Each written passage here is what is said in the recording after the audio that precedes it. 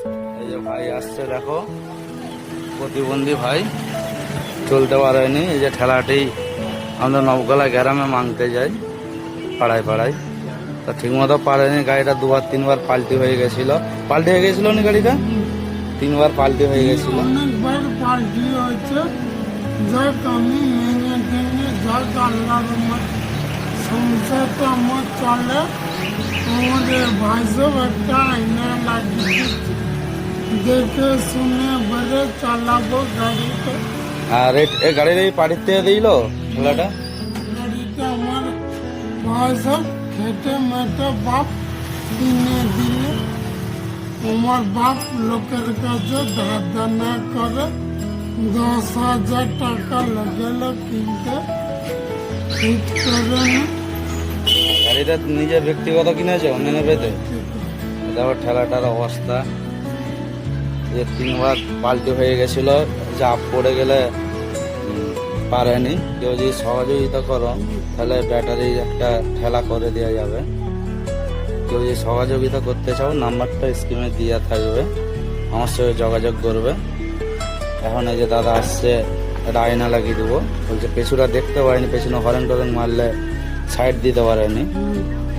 আজকাল লোক তো লোক পেছন দেখে এসে দাম করবে।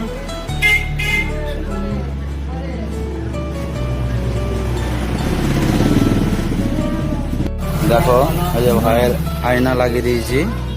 এই যে এখন দেখতে পেছুটা সুবিধা হবে অনেক। এই যে দেখতে পাওয়া যাচ্ছে, দেখো পেছুটা, পেছনে গাড়ি এলে সব কিছু বুঝতে পারবে। আর এই যে গাড়িটা পাল্টি হয়ে ঝাল ছেড়ে গেলো, 3-4 জায়গায় ঝাল দিয়ে দিয়েছি। তো কেউ যদি ভাই পারো, একটি ব্যক্তি লোক আছেও, এটা যদি ব্যাটারি ঠেলা ব্যবস্থা করে দিতে পারো, খুবই ভালো হবে। আর কেউ যদি করে দিতে চাও, তো আগে তো আমি নাম্বারটা আমার স্ক্রিনে নাম্বারটা দিয়ে দেবো।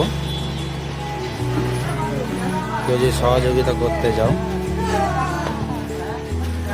যেমন খুশি তো। আর রাবুল ভাই আমার তোরে সব সহযোগিতা এই করে। ও এদিকে মাংতে লাগ, রাবুল ভাই পয়সা দা, গাড়ি বাগি দেয়, এনে একটা লাগিয়ে দিল, বলতে লাগিয়ে দিল।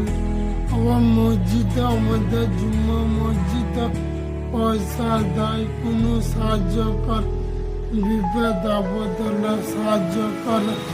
আর রাবুল ভাই তরফে সব লোক দোয়া করবে, আর তরফ দোয়া দেখবে রাবুল ভাই। তো দেখো ভাই, ভালো করে কথা শুদ্ধ বলতে পারেনি। এই চললে হেঁটে যে রোজগার করবে